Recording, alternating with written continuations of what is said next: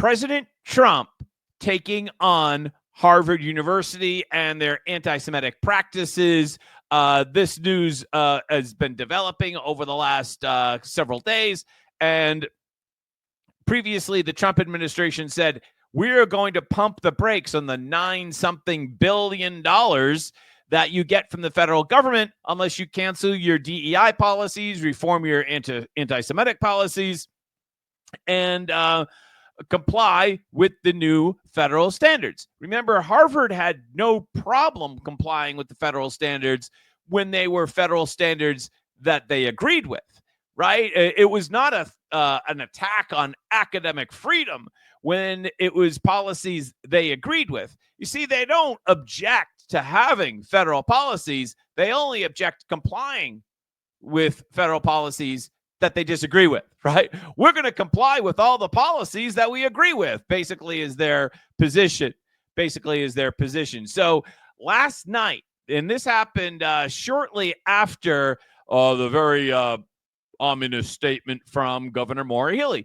Governor Maura Healey issued this statement supporting the Harvard University's position. So President Garber and the corporation leadership, you'll remember that Governor Healey is a graduate of Harvard University. You might remember that. So she issued this statement backing up President Garber over at Harvard. And what do you know? Just a couple hours after that, Harvard takes a $2 billion hit after defying Trump administration.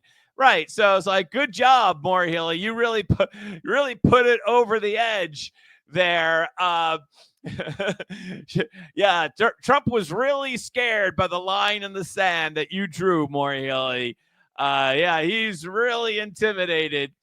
So yeah, you can keep your DEI policies, but it's going to cost you at least $2 billion, Harvard University. And actually, there's another $7 billion, I think, that potentially could be on the line.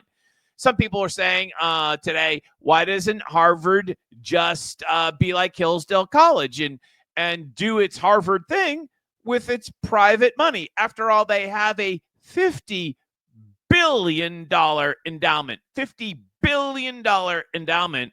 Why do they need government money? Hillsdale College and some other colleges, they don't take any money. I didn't know this, but there's actually a Harvard Republican Club founded in 1888. They've been around for a while. And imagine being a Republican on the Harvard campus. God bless them. Harvard's federal funding, they issued a statement.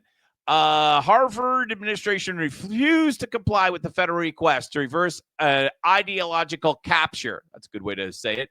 As a result, they have consented to the retraction of billions of dollars in federal grants and contracts. It is not the constitutional right of any private university to receive federal funding in perpetuity. Wow, that was so. These Harvard people, they're smart. Well, some of the funding, they should be. Well, some of the funding has been allocated to reasonable programs. Harvard has shown itself to be a partisan consumer of the American taxpayer dollar. Exceptional point. Actually, just as a quick side note, we have a school district here in Massachusetts that was just found out today, Pittsfield, which is way out in West Mass.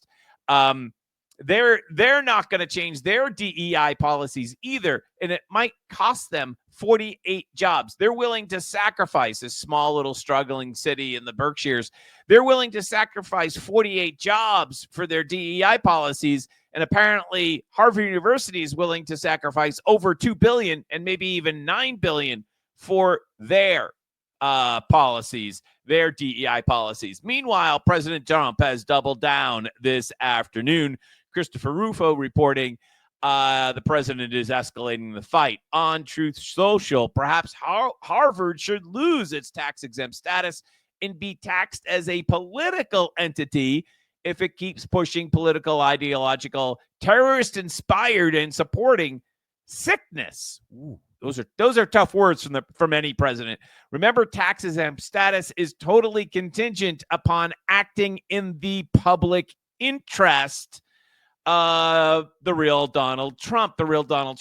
So it paused me to ask, if Harvard were to lose its tax exempt status, how much money would we collect in state tax revenue? That might be very, very interesting. Very interesting.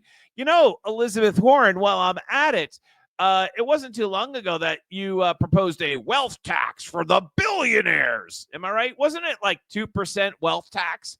Why isn't there a 2% wealth tax, Elizabeth, on Harvard endowment? How much money would that be a year? 2% of 50 billion, 2% of 50. Somebody do the math, right?